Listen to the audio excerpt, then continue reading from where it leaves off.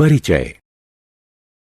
आपकी रसोई की अलमारी निश्चित रूप से सफाई के साथ कतार में खाने के डब्बों से सुसज्जित होगी, जिनमें से अधिकांश प्लास्टिक के बने होंगे। आजकल प्लास्टिक ने हमारे जीवन में इतनी प्रमुखता से स्थान बना लिया है कि हमने एल्यूमीनियम, लोहा, स्टील और कांच जैसे पदार्थों को प्लास्टिक से बदल दिया है। इसलिए आइए इस अध्याय में प्लास्टिक के बारे में और अधिक जानते हैं, जहां आप प्लास्टिक के सामान्य गुणों और अपने दैनिक जीवन में इसके महत्व के बारे में अध्ययन करेंगे।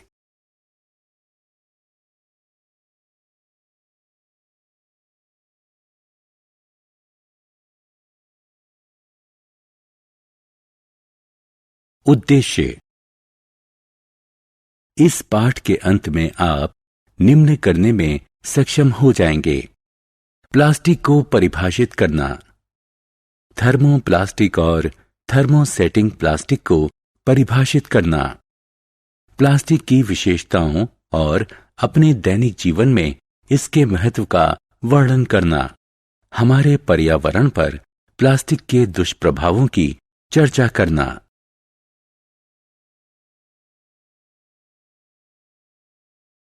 प्लास्टिक क्या है?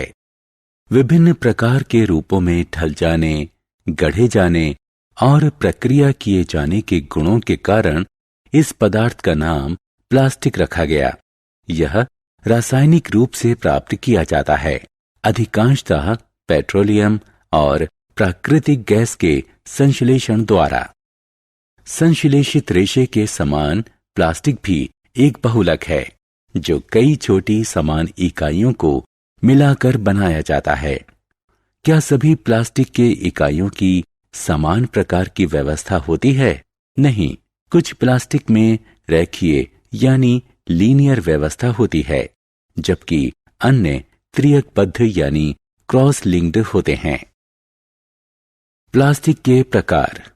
क्या आपने कभी ध्यान दिया है कि जब किसी पॉलीथीन बैग को जलाया जाता है तो क्या होता है? हाँ, यह पिघल जाता है और आप इसकी हानिकारक दुर्गंध के अलावा इसकी बूंदों को गिरते देख सकते हैं। क्या सभी प्लास्टिक जलने पर पिघल जाते हैं? आइए देखते हैं। गर्म किए जाने पर इनकी प्रतिक्रिया के आधार पर प्लास्टिक के दो प्रकार होते हैं। ये हैं थर्मोप्लास्टिक और थर्मोसेटिंग प्लास्टिक। थर्मोप्लास्टिक की घटक इकाइयों में रेखीय यानी लीनियर व्यवस्था होती है।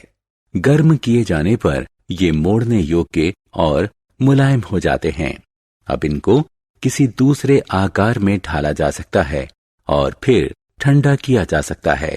परिणाम स्वरूप ये बिना किसी रासायनिक परिवर्तन के कठोर हो जाते हैं, इसलिए इनका पुनर्चक्रण किया जा सकता है। थर्मोलास्टिक के कुछ उदाहरणों में शामिल हैं पॉलीथीन, पॉलीविनाइल क्लोराइड और पॉलीस्टीरीन। इनका उपयोग पानी के पाइप, जल निकासी पाइप, पैकेजिंग बैग और बोतल, खिलौने, कंघे, नष्ट करने योग्य कटलरी, सीडी और डीवीडी के केस आदि बनाने में किया जाता है। थर्मोसेटिंग प्लास्टिक में इसकी घटक इकाइयों की त्रियकबद्ध यानी क्रॉस लिंक्ड व्यवस्था होती है। इनको केवल एक बार पिघलाया जा सकता है और ये एक बार आकार लेते हैं।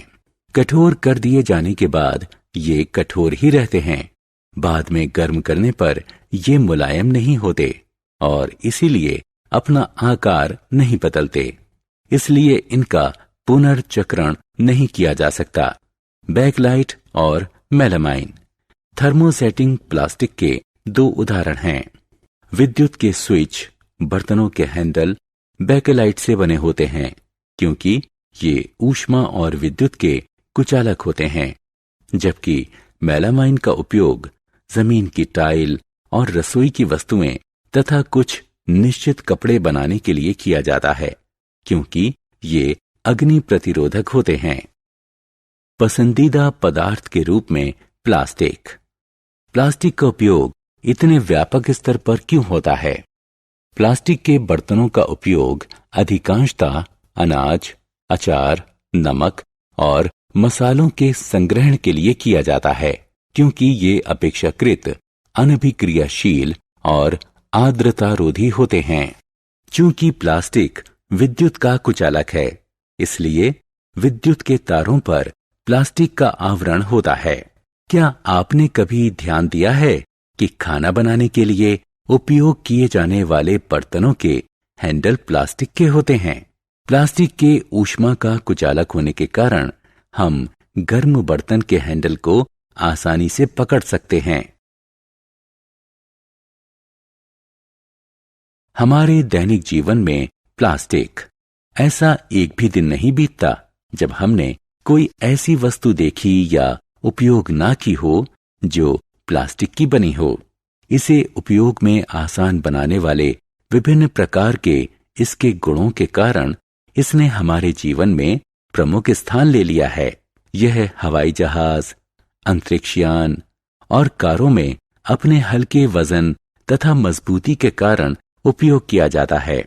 इनका उपयोग व्यापक स्तर पर गोलियों की पैकेजिंग, जख्मों की सिलाई के लिए उपयोग किए जाने वाले धागे, सिरिंज, डॉक्टर के दस्ताने और कई मेडिकल उपकरणों में किया जाता है।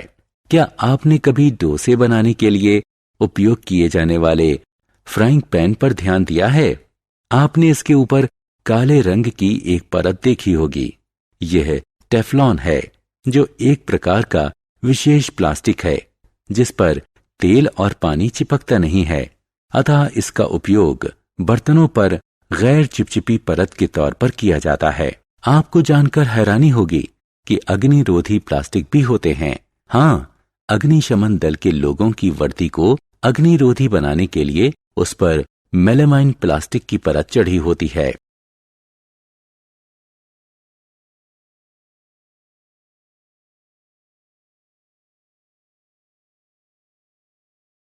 प्लास्टिक और पर्यावरण। क्या हम प्लास्टिक के बिना जीवन की कल्पना कर सकते हैं?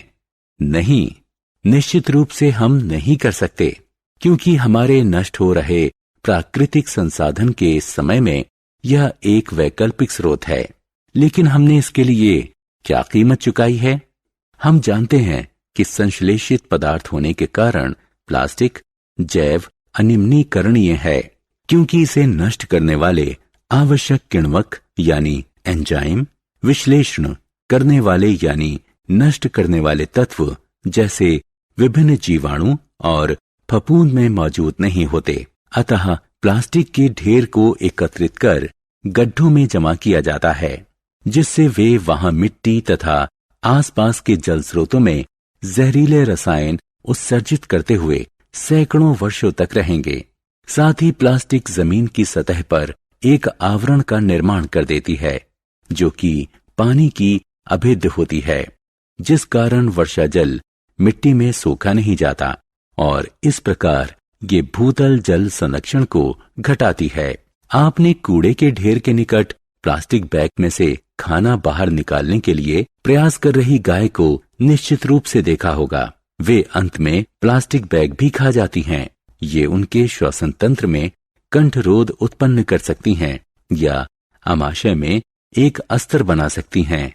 परिणाम स्वरूप उनकी मौत हो सकती है।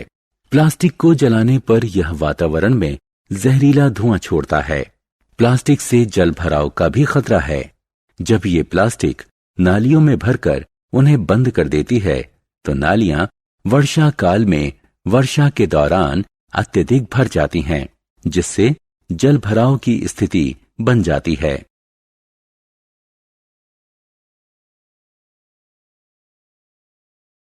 प्लास्टिक और पर्यावरण। हमारे पर्यावरण को प्लास्टिक के बढ़ते ढेर से बचाने के लिए पर्यावरणीय दृष्टिकोण से जागरूक नागरिक होने के नाते ऐसे कई कदम हैं जो हम उठा सकते हैं। हम प्लास्टिक बैग को पटसन या हस्त निर्मित कागजी बैग से बदल सकते हैं। कहीं भी, विशेष रूप से सड़क पर या जल स्रोतों में फेंकने के बजाय प्लास्टिक बैग या अन्य पदार्थों को जैव अनिम्नीकरणीय के रूप में चिन्हित कूड़े के डिब्बे में फेंकें और इस प्रकार इन्हें जैव निम्नीकरणीय अपशिष्टों से अलग रखा जा सकता है। प्लास्टिक के अपशिष्टों को पुनर्चक्रण करने के लिए अपशिष्ट विक्रेता को बेचें। 4. आर की नीति का उपयोग करें, अर्थात रिड्यूस यानी घटाना, रीयूज यानी पुनः उपयोग, रिसाइकिल यानी पुनर्चक्रण और रिकवर यानी पुनः प्राप्ति।